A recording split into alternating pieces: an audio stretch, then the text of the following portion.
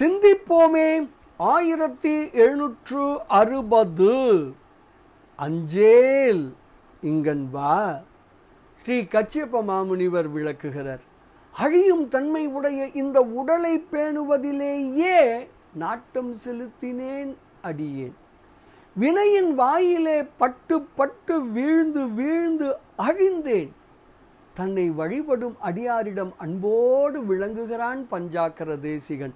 அந்த தேசிகன் எளியேனது ஊழ்வினையை தன் திருவடியால் அழித்து, அஞ்சாதே அஞ்சாதே, இங்கு வா வா, இங்கு வா என தன்பால் வருவித்து அருள் புரிந்தான்.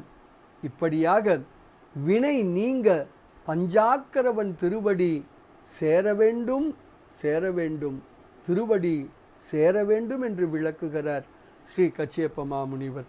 பாடலை காணலாமே. இருகின்ற மாலையது ஆக்கை, இதுதனை பேணிக்கொண்டே தெருகின்ற வல்வினையாய் அழிவேனை சென்று, ஏத்துணர்பால் உருகின்ற பஞ்சாக்கரவன் அவ்வூழ்வினை தன் அடியால் அருகின்றது ஆக்கி, அஞ்சேல் அஞ்சேல் இங்கன் வா, இங்கன் வா என்று அருளினனே என்று ஸ்ரீ கச்சியப்ப மாமுனிவர் தனது பஞ்சாக்கர தேசிகர் அந்தாதி என்னும் நூலின் 73வது திருப்பாடலில் மிக தெளிவாக விளக்குகிறார்.